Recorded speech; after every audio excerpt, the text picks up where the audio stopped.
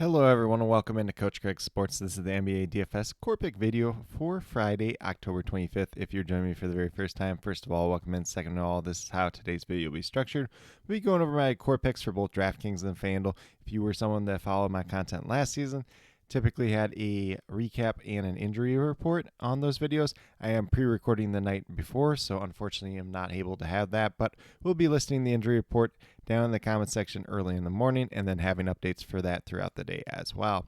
But without further ado, we're going to get right over to DraftKings and talk about my core picks. So I think DraftKings, there are some pretty good values overall today.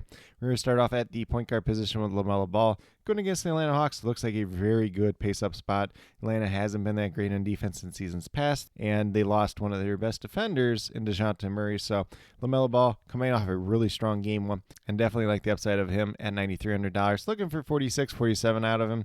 Essentially what he averaged last season, pace-up spot versus Atlanta. Do like him for 49 points and coming off that really strong performance in game number one. At shooting guard on the opposite end of the game, we're going with Dyson Daniels, $4,600. Looking for at least 23 out of him. Had a really strong game one in terms of steals. He had like 5 steals in that game. And playing decent sized minutes, expected to start for the Hawks once again. Currently I'm projected for 26, 27 points. And he's a guy that I did like quite a bit when he was coming into the NBA draft. So I definitely think there is some untapped potential to be had there at the same time as well. Then we move down to small forward, Franz Wagner, only $7,000 coming off a really strong game number one. Looking for at least 35 out, essentially what he averaged last year. Tougher matchup versus Brooklyn, maybe a little bit slower pace too as well. But if game one is anything like what we're going to see most of the season, there is going to be more opportunities for Franz Wagner just in general, whether that's ball handling, facilitating, everything else like that. Going to be a pretty strong season for him once again. And then we move down to power forward with Santi Aldama. He is expected to start once again. I believe Jaren Jackson Jr. will be out for tomorrow's game again. That is not officially confirmed, but most likely the case. Santi Aldama had a pretty strong game number one, only $5,100, looking for 26 points at him. Essentially what he averaged on last season, even coming off the bench and starting kind of mix and match and back and forth between the two. Currently I'm projected for 29 points. Looks like a solid value play overall. And then last but not least, we're getting down to that center position with Walker Kessler of the Utah Jazz, coming off a really strong game number one. Played 30 minutes in that game, had a double-double, had 5 blocks. Really strong performance for him overall. It was against the Golden State Warriors. A little bit of pace-up spot, so maybe he gets ran off the court a little bit, although Golden State did play pretty big in their game one as well. So should be a pretty interesting matchup, and definitely do like his upside at $5,500. Only looking for 27, 28 out of him. Currently I'm projected for 30, but definitely does have a ton of upside for more. You can also look at Wendell Carter Jr. at center as well, who is a really respectable price tag. A lot of different options at center. 10-game main slate, so feel free to mix and match at some of these positions as well. But with that being said, if you go with the 5 players that I do currently have listed here, you have $18,500 remaining, just under $6,200 remaining per player. So I'm looking a little bit more like a balanced boat type of day. Obviously, if you want to pay down on a couple of positions, pay up at another spot, that's something you can do as well. But with that being said, we'll move over to FanDuel and talk about my core picks over there as well. So on the FanDuel side, the value's a little bit tighter just in general, but I got some names here that I do like. They may change throughout the day if we get some more information. Be on the lookout for that updated core about 20 to 30 minutes prior to lock. But we're going to start off at the point guard position with Tyrese Haliburton. Kind of a down game number one, as he had 39 fantasy points versus the Detroit Pistons. But going against New York Knicks, should be a back and forth game here. The Knicks were a little bit better defensively last year. Obviously, some turnover on their roster just in general. I do expect Tyrese Haliburton to have a pretty big bounce-back game just in general. $8,500, really reasonable price tag for him. Only looking for 42, 43 out of him. Currently having projected for about 46 fantasy points on tonight's slate overall.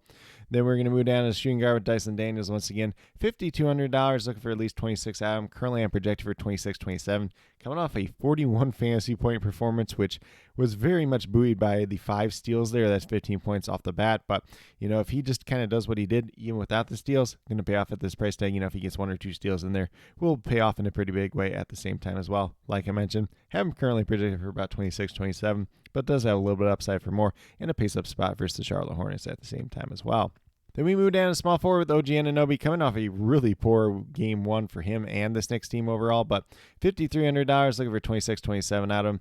Should be able to do that more times than not. Obviously, that first game was not what we're looking for out of him, but if he goes out there, plays big minutes, and it's a pace-up spot versus the Indiana Pacers, should be a good opportunity for him. Guy that can contribute in a lot of different ways. Points, steals, rebounds, blocks, a little bit of assist here and there.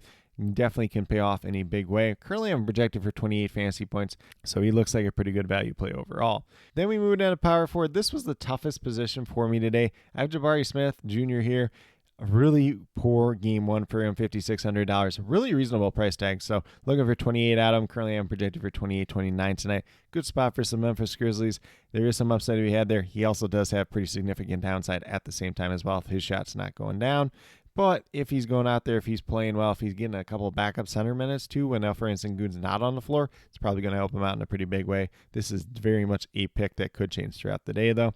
Then we move down to the center position. Got Wendell Carter Jr. here, $6,100. Looking for 30-31 out of him. Currently, I'm projected for about 31-32. Coming off a pretty strong performance. Going against the Brooklyn Nets, they did start Ben Simmons at center in their first game. Nick Claxton a little bit banged up, dealing with a hamstring injury. So Wendell Carter Jr. does have some pretty significant upside. Didn't play a ton of minutes game one because since that game was essentially a blowout. Look for a couple extra minutes for him, and if he gets that, could have a really strong performance overall. I will mention Clint Capella is actually really cheap for the Atlanta Hawks on FanDuel. He was outplayed by Onyeka Okongwu. Okongwu got the lion's share of the minutes, even though he's coming off the bench. And if Clint Capella gets 26 minutes in that game versus the Charlotte Hornets, he's going to look pretty good overall at $5,200. Definitely could be some significant upside with him as well. But with that being said, if you go with these 5 players that I do currently have listed on FanDuel, you have $29,300 remaining, just over $7,300 per player. So a good amount of money remaining, whether you want to pay down at a couple spots, pay up at a couple spots, or if you want to go with a balanced build the rest of the way as well. But with that being said, that's what I do have in terms of the core picks for both FanDuel and DraftKings for Friday, October 25th. As always, if you have any questions related to NBA DFS, be sure to drop them down in the comments below, and I'll get back to you as quickly as possible. And then with that being said, I will be posting the injury report in the morning. I'll be posting updates throughout the day, and then also be on the lookout for the starting lineups as they do come out throughout the early evening as well. If there's any updates to my core, I will leave an updated core about 20 to 30 minutes prior to lock. If there's no updates at that point in time, I'll just leave a pinned comment that says no updates at this point in time. But with that being said, if you are brand new to my channel, checking it out for the very first time, or have yet to subscribe, please consider doing so. Definitely would appreciate it. It helps to build the community that we're trying to build here at Coach Craig Sports, which is one that's truly for you, the viewers, helping you with your DFS. Right now, we have NBA DFS in terms of the core pick videos Tuesday through Friday. I have my NFL DFS player pool video coming out once a week, typically on Saturdays. And then there is no CFL DFS video this week. Typically, that was coming out on Thursdays.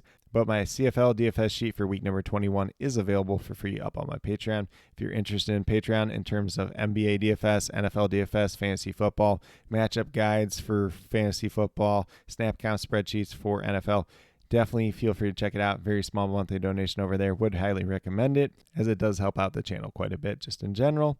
And then last but not least, if you're interested in sports betting, if you're interested in prop betting whatsoever, be sure to check out the links and promo codes down in the description below for BetUS, Parlay Play, and Prize Picks. If you're a brand new user on any one of those 3 sites, when you sign up, make your initial deposit, you will get a first match deposit bonus. For Prize Picks and Parlay Play, it's 100% match up to $100.